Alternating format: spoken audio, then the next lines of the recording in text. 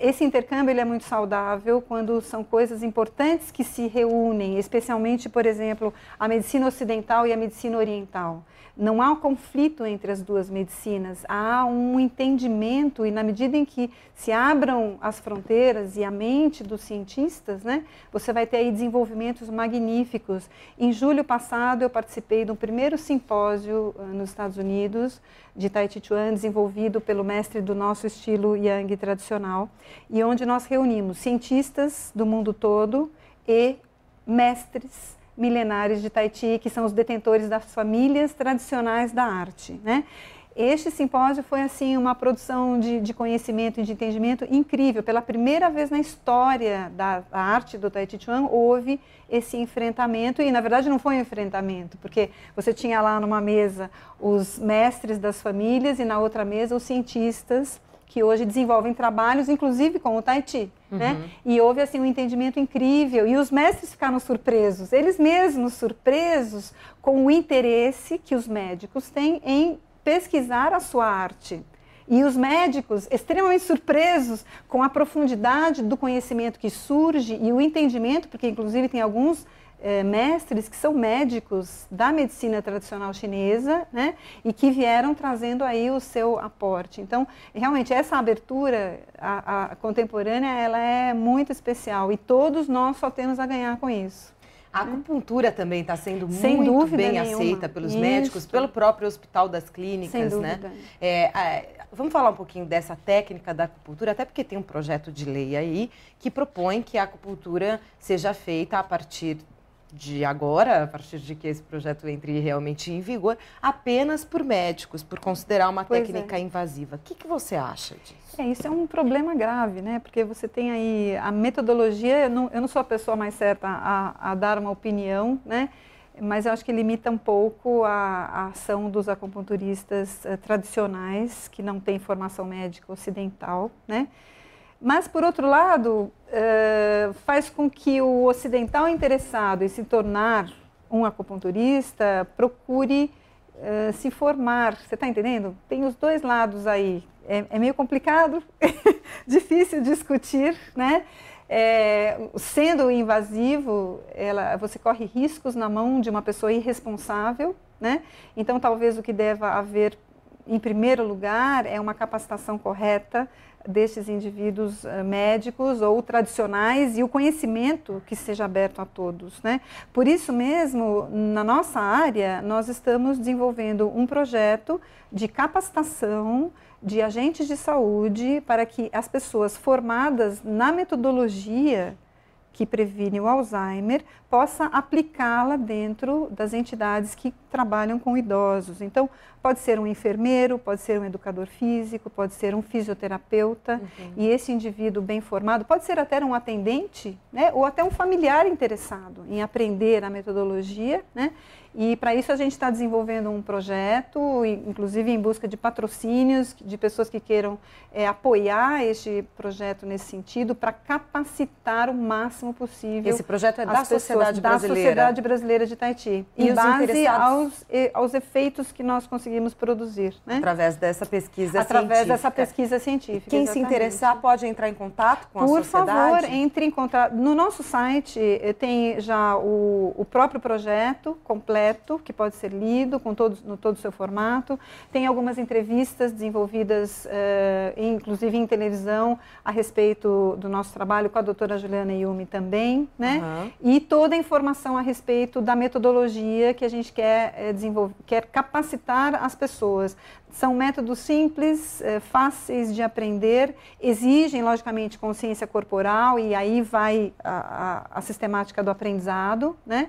Mas a ideia é abrir para as entidades que trabalham com o idoso, que elas melhorem o nível de atendimento ao idoso e capacitem o seu agente de saúde, você está entendendo? Que ele tenha essa ferramenta, e particularmente com o grupo de idosos com que ele está lidando, ele possa desenvolver esse trabalho para prevenir, para não permitir que esse idoso entre no processo do Alzheimer. Qual é o site da sociedade? É o www.sbtcc.org.br. Sociedade Brasileira de Tai Chi Chuan, né? sbtcc.org.br. Ali tem todas as informações sobre o projeto. Bom, hoje, qual é a formação do mestre em Tai Chi Chuan? Qual é o trajeto que ele tem que cumprir para poder dar aula, para poder realmente aplicar a técnica nas pessoas interessadas? A prática do Tai Chi Chuan, como arte, né, ela exige pelo menos que você tenha 5 a 6 anos de prática para começar a ensinar, né? Nós temos um curso de capacitação na metodologia pré-Alzheimer, preventiva de Alzheimer, que é uma técnica diferenciada, né? E nós temos o curso de capacitação no Tai Chi Chuan para você se tornar um professor da arte, que inclui isso daqui também, né? São 2 trabalhos paralelos, correto? Um professor de Tai Chi Chuan, ele não necessariamente tem que ser um educador físico hoje, mas ele pode ser um fisioterapeuta, um educador físico, um médico, um enfermeiro, um agente de saúde, um engenheiro, como eu tenho vários que mudaram a vida, deixaram a engenharia para se tornar professor de Tai Chi, e muita gente da informática procura também, que eu acho que se exaure dos computadores e aí fala, não, eu quero trabalhar com gente, e vem e se realiza como pessoa, né? Então, logicamente é um curso puxado, exige presença, exige método, muito estudo. O Tai Chi Chuan não é só uma técnica, ele inclui uma filosofia de vida, e as filosofias do taoísmo, confucionismo e budismo e o I Ching, que fazem parte do corpo escolástico da arte, e aí há uma exigência para um estudo teórico em profundidade, um entendimento, né? E a parte técnica é puxada, ou seja, se você vai ensinar, você tem que saber em si mesmo, né? Não basta apenas eu ter a teoria da técnica para dizer, olha, você faça assim, faça assado, e eu não sei fazer. Não, na arte marcial, você primeiro tem que saber fazer. Se eu souber fazer, eu vou saber mostrar, e não só isso, eu vou entender qual é o caminho que eu posso diminuir no seu corpo de dificuldade para que você se melhore, né? Então, são métodos que exigem bastante estudo e perseverança. Mas está aberta, a escola está aberta. Exatamente. Tem algumas técnicas da moda, né? A yoga, por exemplo, a gente vê em tudo quanto é academia. Verdade. Agora, você concorda com também a inserção do Tai Chi Chuan nas academias, de uma forma geral? Com certeza. Há uma abertura a isso, o público tem crescido, né? Está procurando mais o Tai Chi. Mas ainda as pessoas têm um pouco de uma visão equivocada a respeito de que é uma arte para idosos, o que não é, e de que é uma técnica molinha, que não vai mexer e não vai me ajeitar o corpo, também não é. Mas combina Tai Chi Chuan com uma sala de academia, por exemplo? Na verdade, você tem que ter um espaço. Hoje as academias têm espaço zen, né? O espaço zen está crescendo dentro das academias, se tornou uma nova área de mercado aí interessante. E ali você vai ter um espaço adequado, tem alguns lugares que já desenvolveram. Agora, lógico, praticar Tai Chi no parque é muito melhor, certo? Ou num espaço que seja específico. A nossa escola é uma escola onde nós só damos aulas de Tai Chi, então ela tem um ambiente, ela tem música, ela tem o incenso, e tem lá a tranquilidade. Toda uma ambientação necessária, né? Exato. Na China, olha, Patrícia, as pessoas praticam Tai Chi em qualquer lugar, eu fiquei muito surpresa. No meio daquela confusão chinesa em Pequim, você vai ter ali carros, buzinas e gente, bicicleta e ônibus e aquela confusão, e você sempre vê uma pessoinha ali tranquila, no meio daquele caos inteiro, no meio da rua, praticando o Tai Chi. É uma coisa impressionante, ou seja, está na cultura deles, né?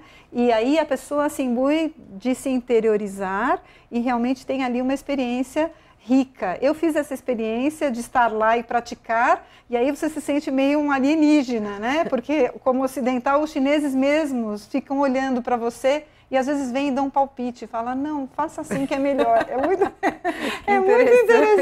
interessante. Mas, com certeza, a prática num parque, na natureza, né, respirando ar puro, na praia, aqui no Brasil é maravilhoso, né? Eu sempre recomendo para os meus alunos fazerem isso. É muito gostoso. Então tá bom. Nós conversamos aqui no Espaço Online com a Maria Ângela Sossi, ela que é presidente da Sociedade Brasileira de Tai Chi Chuan e Cultura Oriental. Muito obrigada. Eu que agradeço a oportunidade. Venham todos praticar Tai Chi, por favor. Venham fazer uma aula conosco. Tá aí. Tá, obrigada pela audiência, pelo carinho mais uma vez. Bom final de semana e boa tarde para você. Jovem Pan Online, Pan Rádio, com imagem online.